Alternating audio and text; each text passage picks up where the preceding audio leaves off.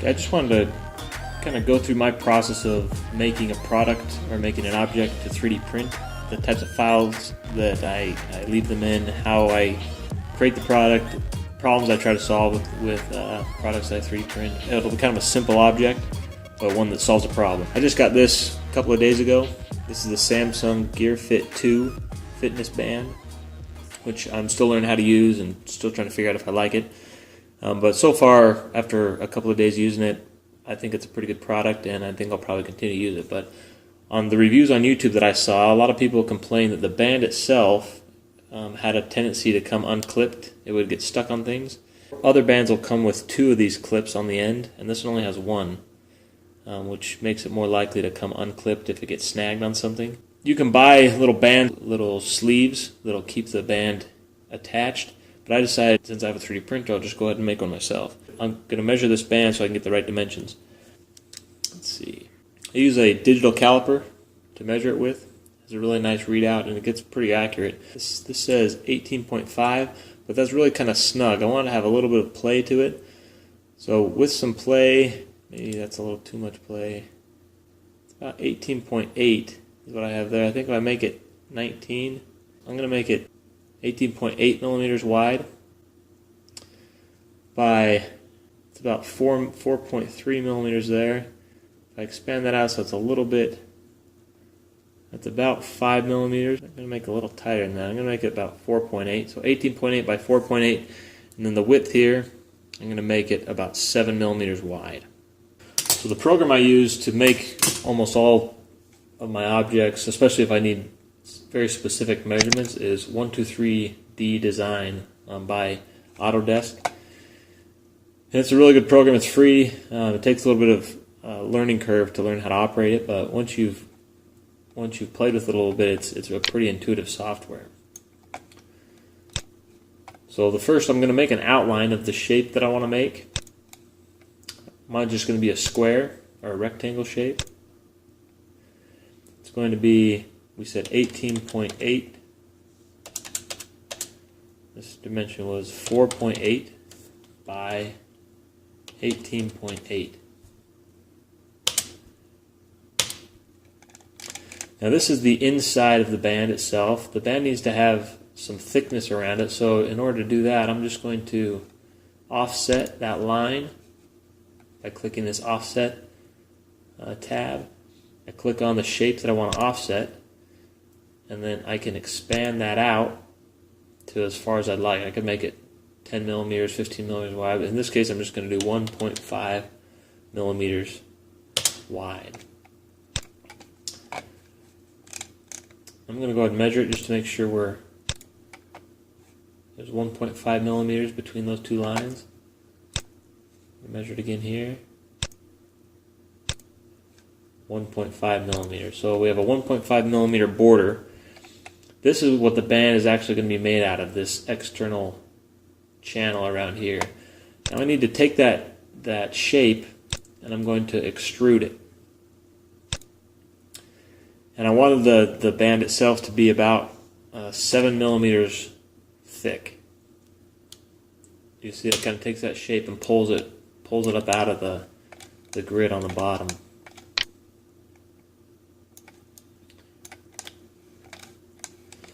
So just to confirm I got all my measurements how I'd like them, we can come measure these again. We have, if I click on this line here, that's 7 millimeters tall. We'll click on this line here, 18.8 millimeters, which is the thickness of that we wanted, and 4.8, which is the other dimension. So this is the actual object that I'm going to 3D print. Now in order to do that, I have to save this file as an STL file. Autodesk has the capability of either saving as an STL, or you can, in some cases, send directly to a 3D printer. In my case, I don't have a 3D printer attached to this computer. I always put everything onto an SD card. So we're going to export as an STL. That's the file type that a 3D printer can read in order to print it. Leave it as fine, hit OK. It's going to ask me where I'd like to save it. We're going to go on the desktop. We're going to say watch band and save it there. Now I've got the STL file created. It's this exact shape for my 3D printer to make, but my 3D printer has to what's called slice this object into very thin slices, and because the printer will print one layer at a time, and so I need to slice. I have to put this into another program called a slicer, and that's going to create the little layers that the 3D printer will then read and lay down each layer at a time. So we'll save the Autodesk version, so we're going to save this to my computer. We'll put that on the desktop as well. We'll call it Watch Band again. And I'm going to close this. So here's my two files here. This triangle shape is the 123D design file. This other one is the STL. So I'm going to take the STL itself, I'm going to drag it over and put it into Cura. Cura is the slicer that I like to use. It's made by Ultimaker, and I find it slices the objects to where I get a fairly good print. There's a lot of different types of slicers out there. This is another free version, but you can do some research, and there's something called Repetier. There's one called Slicer 123, I think. But there's a lot of different slicing programs out there. This is the one that I like to use. It's a free slicing program. But here you can see the object, and it puts it in the center of what would be a print bed. It gives me some estimates with the settings that I have set here. This object would take 2 minutes to print. I'm going to change some of these settings. I'm going to change it to a 0.2 layer height, so each layer is going to be 0.2 millimeters thick. My shell thickness is 1.2. My bottom layer, I'm actually going to do this whole thing.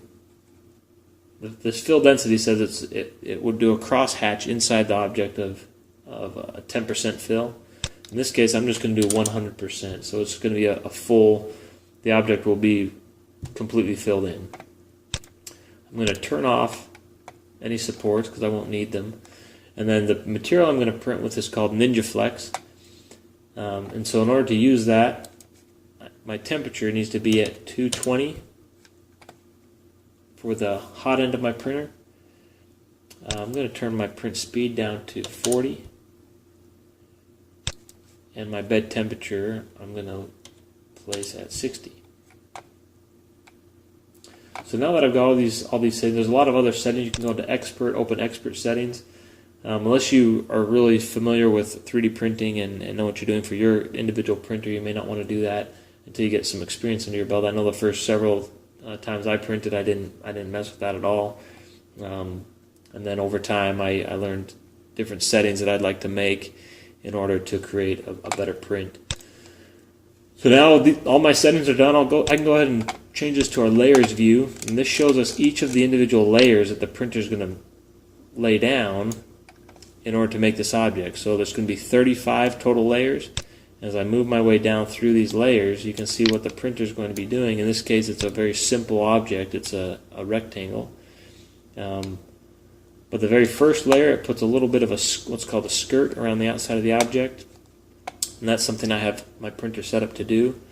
And then each layer, in this case, all the layers are exactly the same, but you can watch as I go up through the layers until I get to the 35th layer, and that's where the printer is going to finish. So everything looks good there. I'm going to go ahead and save this path. We're going to say save G-code. And I would save it, I'm going to save it onto a flash drive. I don't have my flash drive here, so I'm just going to save it to the desktop again and then move it to a flash drive. So we'll say watch band G code here and save that. Tells me it's been saved. and I can go ahead and close this. So here's the file of the watch band G code. I'm going to move this to a SD card that I'll then place on my printer, and we'll print it out. I'll go ahead and get that set up, and I'll probably film just a little bit at the end when it's finishing printing. But this is what you're going to take to your actual printer, plug it into your printer as long as your printer takes an SD file or an SD card, and then it'll print away. So I hope this was helpful in kind of seeing the process of how to make an object to 3D print. In this case, it's solving a problem, trying to secure this band so it doesn't come undone. We'll go print it off and see if it'll fit.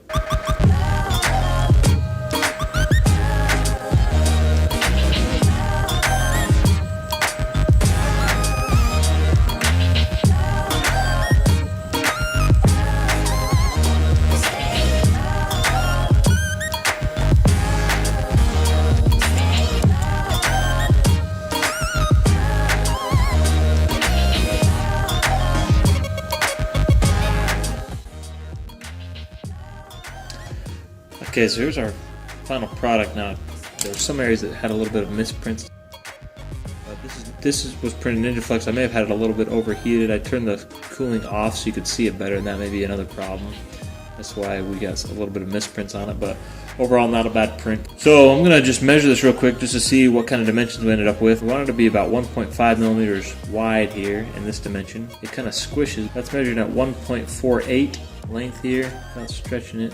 18.5, 18.7. I think that's acceptable for me. And then this direction, it's supposed to be 4.8. It's about 4.5. It's between 4.5 and 4.8. So I think our dimensions are pretty close. I'm just going to see if it'll fit on my band and do the job that I was hoping it would do. Slide it up onto the band, put it on my wrist. Okay. I'm just going to slide right over the end of it, just like that. And that's going to hold that on there without coming off. So I'm not worried about that coming off. So there you go.